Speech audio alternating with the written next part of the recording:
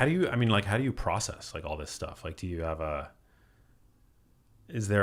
like a, I know self-care is pretty important to you. Like, yeah. I take care of myself. I sleep really well. I have really great people in my life. I don't think the stuff really hits me that deeply. I'm really professional. I'm really focused on the camera angles and the focus and the microphone and the wardrobe and the background and the this and my mind is on 30 different things while they're doing their talk. And I try to focus on all these things at the same time, and then I move on to the next one, and then the next one, then the next one. So I don't really, if you ask me about part of a story from 3 interviews ago, I don't remember. I don't remember. Man, it's such a public good that you're doing. Do you feel that way? I don't really think of it too much. I hear that from a lot of people. I get a lot of emails from people saying, thanking me for doing this and all that. And that's, I really appreciate those kind of comments, but I just enjoy the people that I interview seem to really enjoy sharing their stories and just giving them a little bit of positivity in their day, because they don't get it. They don't have anything good like this happen in their lives or days. And I'm kind to everybody. I treat them with respect. I pay them, especially on Skid Row. I pay them, or on Figueroa Street. They get treated nicely, and they're not being taken advantage of. I'm not like, there's a reason after 6 years and 9,000 interviews that there's no reports back of me doing anything shady with anybody. It's because I don't. By now there'd be some kind of story about, oh, he did this or he did that. Yeah. Well, but you do. I mean, the Appalachian Family, like, didn't you help create something to help get them some a GoFundMe access to resources? Yeah, there is and there was a GoFundMe just to help them. For people, the Whitakers. The Whitakers, yes. The Whitakers, yeah. Yes. See, I'm a fan. I'm like a true fan. Tell me about the Whitakers. Like, what, They are a completely destitute hillbilly family from West Virginia. Their mother and father, it's complicated. There's a video, I didn't create it, but there's somebody who created a video on their bloodline of the Whitaker family, and it explains how these 2 twin brothers married these 2, I think, sisters, and they're basically inbred. And not everybody in the family has these deformities, but it seems like about half of them do, where the eyes are going in different directions. There's no teeth. There's no ability to speak. Ray just barks, and Timmy just kind of, he barely speaks, and Lorraine doesn't speak. And it's like, the one who barks is my favorite. Yeah, everybody loves Ray. Ray's pretty damn lovable. But then, so I did these videos, and they were, I think that first video I did of them got like over 40 million views. So it's very popular. This was like years. I think I saw your initial video with them like a decade ago. No, probably about 4 years ago. Huh. I think it's 4 years old. But I've done other videos since then, and they all are really popular videos, and the audience loves them, and they were a sweetheart little family in West Virginia, and everyone was happy to donate to them and help them out. So they got they put a new roof on their house, new windows, new siding. They bought some cars. They spent a lot of that money, made their lives better. But eventually, like anything, humans fuck it up. And Larry, who's one of the brothers, his daughter, who's on fentanyl and crack, started getting involved. Oh, no. And then the money started disappearing. Oh, no. And they needed more money and more money and more money. Like, what the fuck do you guys need all this money for? I think it was going to drugs. Yeah. Not a lot of it, but enough of it that it was like a serious problem. And then, the behavior of a drug addict is insane, just insane. There's a video I did where BJ, Larry's daughter, is telling me through texts or phone calls that her dad passed away. Her dad passed away and she needs money for a funeral. It was bullshit? It was bullshit. She made it up. And I have my contacts, and I know I have people who will do some homework for me, even though I'm across the country. And I found out very quickly that wasn't true. And I said, this is a fucking wonderful opportunity for a video. So I hopped on a plane. I think I took a red eye that night and flew there. And I'm talking with BJ on the way up to their place, and she's thinking I'm back in California, but I actually showed up like an hour later.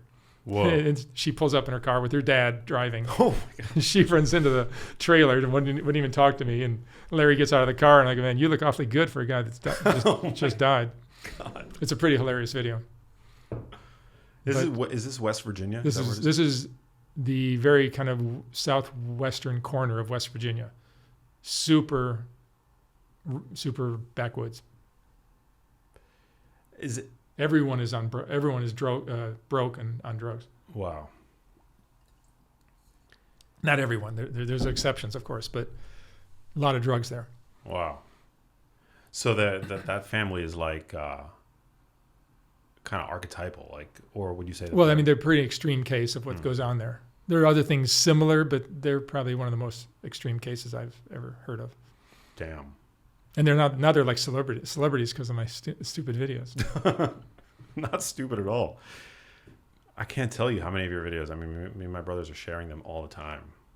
Well, I mean, what I love about my channel, it's not just like I post every day. So that I think, oh, I'll get 100,000 or 200,000 views on a video in a day.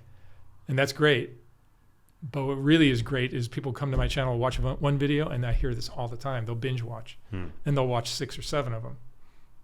And you spend hours watching all these videos. Yeah. So my channel is really healthy. It's doing really well.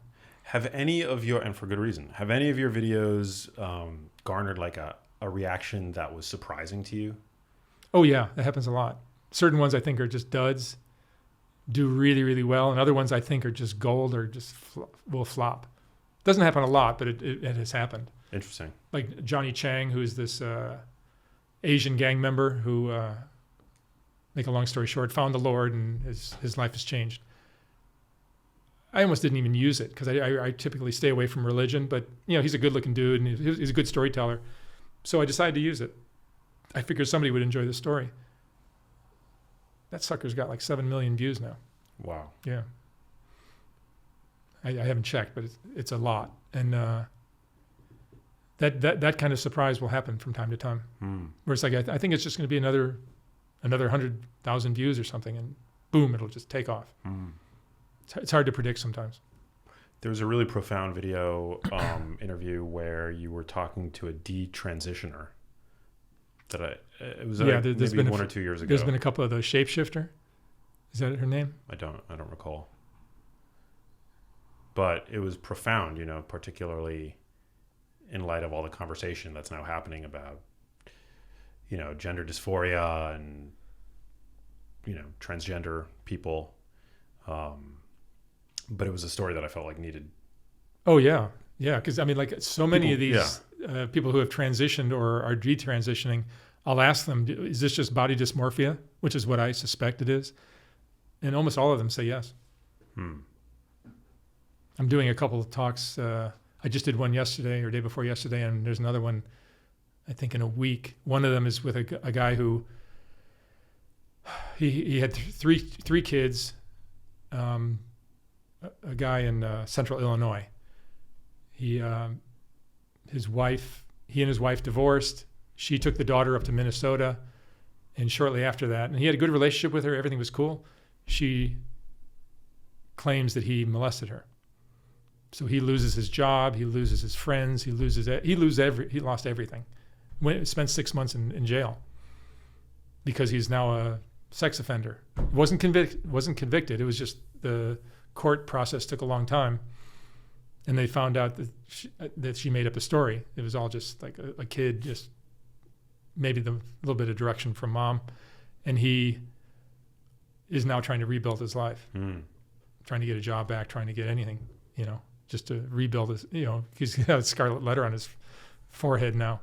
And then there's another one that I'm doing, I think next week, with a guy whose son, who's staying with the mother. The mother decides the son is trans. The mother decides. Yeah. And the boy doesn't, I haven't heard the whole story yet, but the way I think it's going to go is the son wasn't wild about being a girl, but the mom decided he's going to be a girl. Wow. Yeah. And this guy's unable to fight it. he's going to have to do prison time because he did some things where he was trying to get his son back and he couldn't do it. So the son is going to be a girl now. That's crazy. Yeah, and there's been a bunch of stories like that. Yeah, and usually when it's like there's a lot of trauma involved, and there's a lot of trauma everywhere you look. Everywhere you look. Everywhere you look. It's horrifying. I used to think that everyone's family was perfect. Now I'm thinking that's an extreme rarity. Hey, if you liked that video, you need to check out this one here, and I'll see you there.